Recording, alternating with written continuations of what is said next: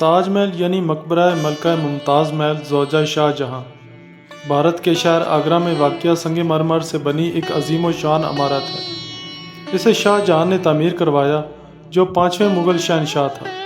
اس کی پشت پر دریائے جمنا بہتا ہے۔ شاہ جہاں 1628 سے 1658 تک برِ صغیر پاک و ہند کا حاکم رہا۔ اس نے اپنی بیوی ممتاز محل کی یاد میں اسے تعمیر کروایا۔ یہ 42 ایکڑ پر مشتمل ہے۔ اس میں ایک مسجد اور ایک مہمان خانہ بھی ہے۔ اس کی تعمیر 1643 میں مکمل ہوئی، تاہم آئندہ 10 برسوں تک اس پر اضافی کام ہوتا رہا۔ اس وقت اس پر 3 کروڑ 20 لاکھ خرچ ہوئے تھے۔ 1983 میں یونیسکو نے اسے عالمی ورثہ قرار دیا۔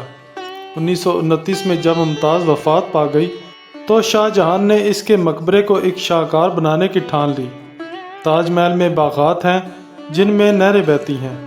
یہ امر بھی قابل ذکر ہے کہ جب تاج محل کی تعمیر اپنے اختتام کو پہنچا تب شاہ جہاں کا یہ ارادہ تھا کہ دریا کے مخالف کنارے پر اپنے لیے بھی سنگ مرمر کا ایک مقبرہ تعمیر کروائے، لیکن قدرت کو کچھ اور ہی منظور تھا۔ اس کے بیٹے اورنگزیب نے اس کے خلاف بغاوت کی اور اسے آگرہ میں نظر بند کرا دیا۔ 1666 میں شاہ جہاں وفات پا گیا اور تاج محل میں اپنی بیوی کے قدموں میں دفن ہوا۔ تعمیر مغل بادشاہ شاہ جہاں کی بیوی ممتاز محل کا مقبرہ جو بھارت کے شہر آگرہ میں واقع ہے۔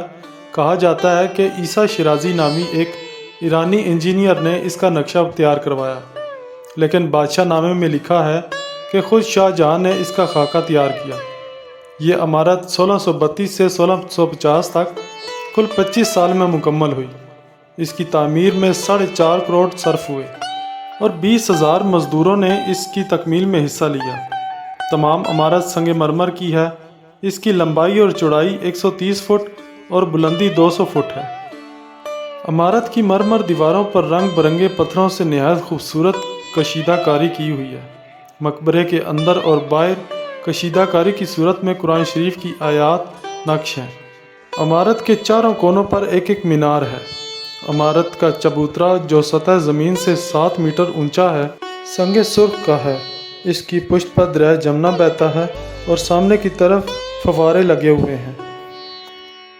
عجوبہ 2007 میں ایک بین الاقوامی مقابلے کے ذریعے طے پانے والے دور جدید کے 7 عجائبات میں آگرہ کے تاج محل کو بھی شامل کیا گیا۔ سیاحت ہر سال اس تاریخی یادگار کو 30 لاکھ افراد دیکھنے آتے ہیں۔